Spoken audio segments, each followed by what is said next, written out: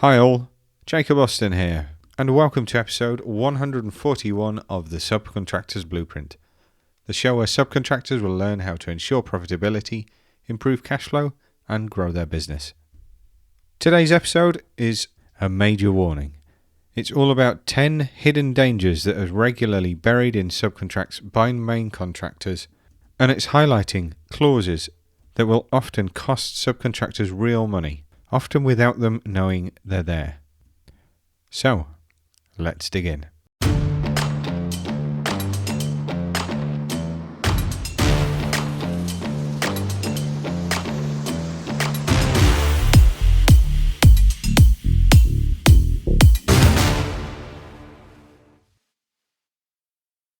Today's episode is a bit of a warning.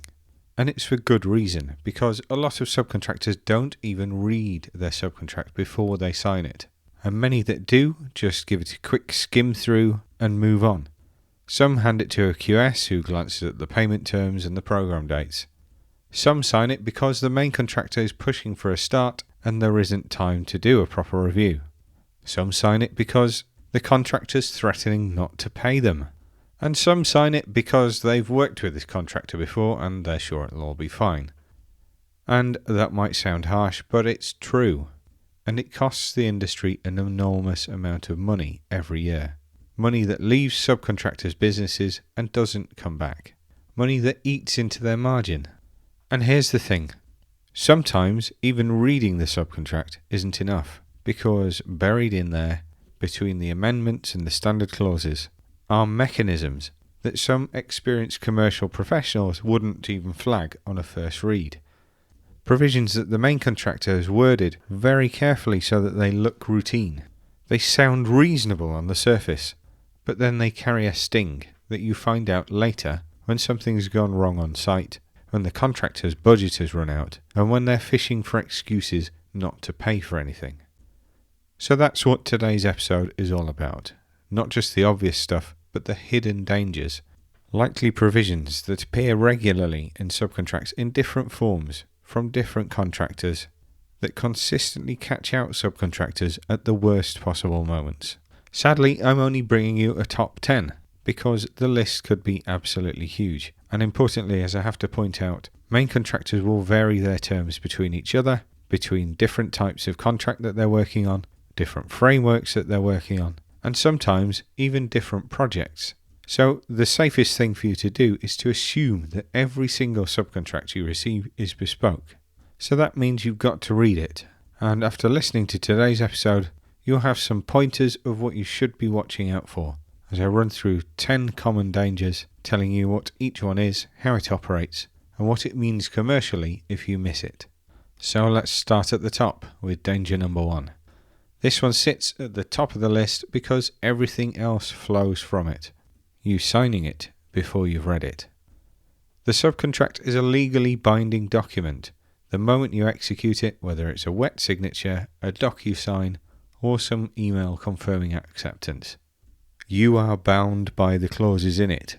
It's written there on the signature page that both you and the main contractor agree to enter into a subcontract on the basis of the terms and the documents enclosed. So that means every obligation, every time bar, every limitation of liability, every payment condition, every document appended to it. If that's sounding really obvious, it should do, but every one of those documents you are bound to if you've signed the subcontract. The commercial reality is that subcontractors regularly find themselves arguing against a clause that they didn't even know was in their contract. And the response from the main contractor's commercial team is always the same. You've signed it. That's not them offering you a defence. It's a door closing in your face. Your subcontract isn't a formality to be dealt with after you've mobilised. It's the document that sets out your entire commercial relationship with the contractor on that project. Every pound that you earn, every pound that you lose flows from that document. So it's an absolute must to read it before you sign it and get the right eyes on it. If you don't have those eyes in-house, in your team, then find them. The cost of paying somebody to review a document for a day, maybe 2 days, It's nothing in comparison of the loss that you might make if you miss something important and then you can't act on it after the event. Let's move on to danger number 2, and this one is about day works. This is one of the most common sources of dispute on construction projects. There's always an argument about day works, and some of those arguments are clearly preventable. When work is instructed on a day works basis, it's typically where it can't be valued by any other method. Most subcontractors understand that they need to record the time, record the materials and the plant, and then get it signed off. What they don't always do is check the specific procedure in their subcontract to see what they need to do to get those day works paid. And here's the issue, because many subcontracts don't just say, keep records. They prescribe an exact process. They might say, day works are only valid if they're instructed to be completed on day works in advance. That means the contractor identifying a change and saying, get on with it on day works.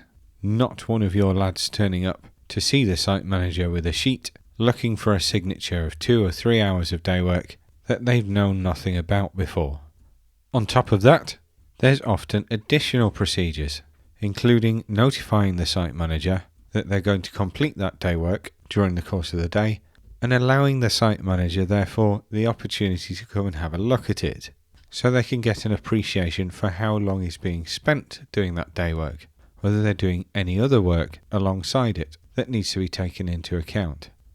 The day work might then need to be signed by a named individual within a particular time frame of the work being carried out. That probably means finding a particular site manager or certain engineer, and it's that person that needs to be visiting the work, checking what's going on, and then signing it off. They might then ask for day works to be submitted on a specific form that's referenced in the subcontract documents, and they might specify other things, like repeat day works being automatically subject to a variation at a price that you both agree.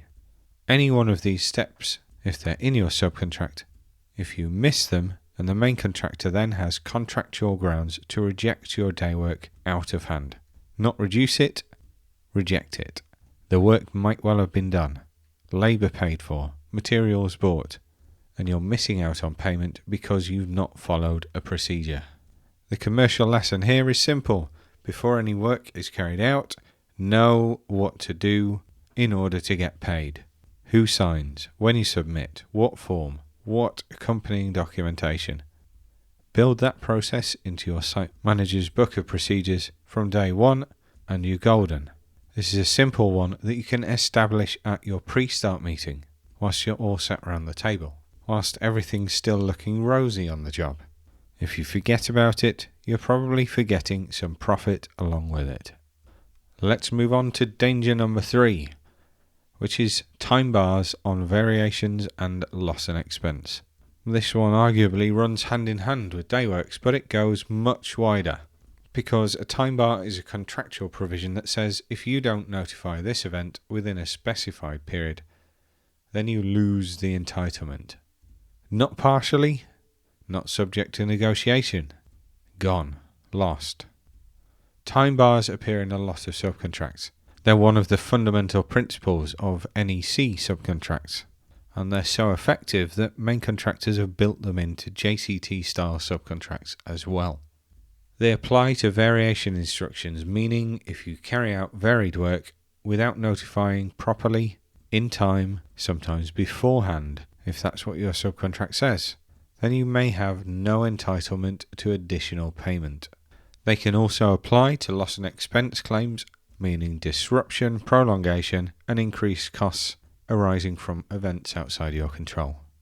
They will almost certainly apply to extensions of time, meaning if you don't notify a delay correctly and within the required window, you might lose your right to additional time, which can in turn expose you to damages for the delay that you were never responsible for in the first place. This is a crucial fact. The countdown on a time bar starts when the event occurs, not when you get around to raising it, not when you submit your next application, when the event happens. And this is where so many subcontractors can get caught. The site team deals with the issue. It goes in the diary. Someone says, we'll pick that up in the next application, and by the time it surfaces, the time bar's expired and that entitlement is gone. The fix for this is needing to embed some robust commercial culture on your site, encouraging your team to essentially feed in early warnings. I was asked to do X. I don't think it's in the price. I think a different contractor is going to overrun on their section, so we'll be late starting hours. Feed in these little facts, and then you start catching instructions, delay events, disruption. Reward your team about the crucial facts that are going to change the position or result in a change, etc. Knowing is the start. Next thing you need to do is obviously notify it and do it on time, and of course how your subcontract tells you to do it. Danger number 4 is set off without adequate notice. Set off is the main contractor's right to deduct money from sums otherwise due to you. It's a legitimate contractual mechanism, but the conditions that it can be used upon vary absolutely hugely depending on what your subcontract actually says. In well-drafted subcontracts, set-off is subject to proper pay less notice provisions. The main contractor must notify you of their intention to pay less than a notified sum, state the amount they intend to withhold, and give their grounds, all within a defined period before you're due to be paid. That process is supposed to give you the chance to respond and dispute the deduction, and if necessary, pursue adjudication. But some subcontracts contain provisions that significantly water down those time protections.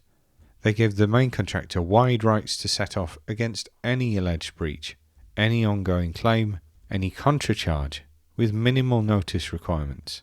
And if you signed that subcontract, those mechanisms are active and they can be used against you. The danger here isn't just the deduction itself, it's the cash flow hit that arrives without warning and at a point in the project where you have ongoing costs to meet. So before you sign, you need to understand what your subcontract says about set-off, what notice is required, what grounds are acceptable, what process do you have to do to challenge it. If the answer to those are then very little notice, broad grounds and limited opportunity to challenge, then that's a risk that you need to price or negotiate before the job starts. You'll find it very hard to dispute after the money has gone. Let's move on to danger number 5. Delay damages. No fixed rate means no cap.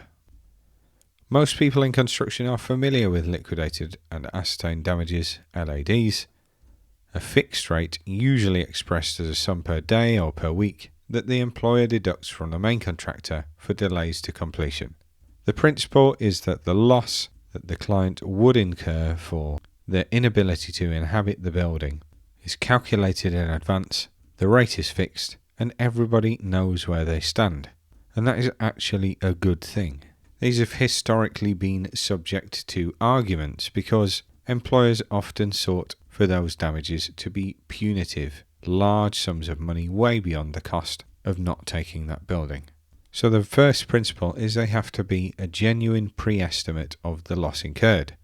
And if they're reasonable, everybody knows where they stand, the main contractor and the client are reasonably happy. But that certainty doesn't necessarily flow down to you. Many subcontracts either apply a fixed LAD rate flowing out of the main contract, sometimes at the full rate, sometimes prorated to the value of your package, but they can often do something even more dangerous. They expose you to the main contractor's actual and proven losses arising from any delay that you've caused or contributed to. And what that means is that if the subcontract says you're liable for the main contractor's losses, there's no cap. The main contractor's LADs is not the limit of what they can recover from you. It's a starting point. On top of that, they might pursue prolongation costs, site preliminaries running on, supervision time, extended plant hire, other knock-on costs that other subcontractors incur because of that delay. That number might be significantly larger than anything a fixed LAD rate would have produced, and you've got no way of knowing when you price the job what you're in store for, because the subcontract doesn't tell you what that exposure is. So before you sign, you need to understand how delay damages are structured in your subcontract. Is the rate fixed? Is it capped? Is it back-to-back with the main contract LDs? Or is it open-ended, an actual loss? If it's the latter, then factor that exposure into your risk assessment. That's probably a number that's going to keep you up all night. So you need to negotiate that before the contract is executed, not after a delay event occurs. Danger number 6 is termination for convenience. Most subcontractors understand termination for a default. You breach the contract badly and persistently, and the main contractor terminates your performance. It might be painful, but it's understandable. Termination for convenience is different. It gives the main contractor the right to bring your subcontract to an end at any time, for any reason, or for no reason, as long as there's a specified notice that's been given. No default is required and no breach. They just don't want you on the job anymore. It could happen for absolutely any reason, and that clause likely limits what you can charge the main contractor to a defined set of recoverable items.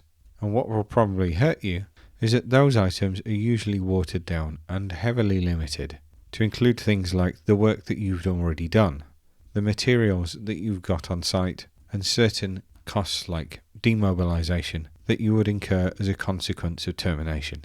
They will almost certainly exclude loss of profit on the incomplete works. So the margin that you priced into the second half of the job, contribution to overheads, the return on the risks that you took could all be gone. You've mobilized, bought materials, committed resources, perhaps even turned other work down to carry on performing under this contract, and the subcontract allows the main contractor to walk away owing you what you've spent, not what you were contracted to earn. This is one that you want to try and negotiate out. If you can't, you definitely need to know that it's in there. You need to know what it allows recovery of and what it excludes. Front-loading your drawdown might help you to protect yourself from this, so that you can get your hands on profit earlier. Danger number 7 is back-to-back obligations that you can't meet. Back-to-back subcontracting is standard practice. The principle is that obligations, liabilities and risks in the main contract are mirrored into your subcontract. What flows down to the main contractor flows onto you. It kind of sounds fair in theory, and it creates alignment between the two contracts. But in practice, it's one of the most consistently dangerous provisions in any subcontract. And a lot of times subcontractors can sign back-to-back agreements without ever reading the main contract. Just think about what you're agreeing to in that situation. Materials and performance specifications, key program and milestone dates that are now yours that you probably didn't know about, specific testing and inspection regimes, restrictions on working hours that affect your program, notifications tied down with very tight time bars. We've already talked about time bars, of course, but those time bars, if you're back-to-back, now will apply downstream to you. The main contract may also contain certain provisions about design liability, fitness for purpose, employer's agents requirements that have specific implications on your scope and your PI. You simply can't agree back-to-back provisions with a document that you haven't seen. If your subcontract is requesting a back-to-back position with the main contract, then you need to read that main contract. That's going to be a dull day. You need to review the scope, review drawings that are pertinent to your work, identify obligations, restrictions, procedures that might interfere with your package.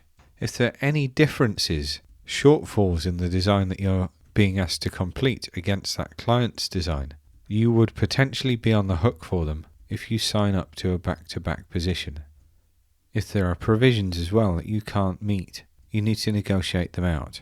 And if you don't read it, then you're signing up to obligations that you don't even possess, you don't know about, you haven't read, and how are you going to achieve them?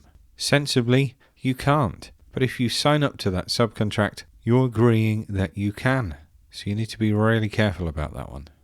Danger number 8. I've spoken recently about retention in relation to the change in law that's coming up. Retention is still a regular argument. It also appeared in the recent Pay When Paid episode, citing the regular problems that subcontractors find themselves with when the main contractor has written something potentially illegal into their subcontract, tying your retention release up to the main contract retention release conditions and dates.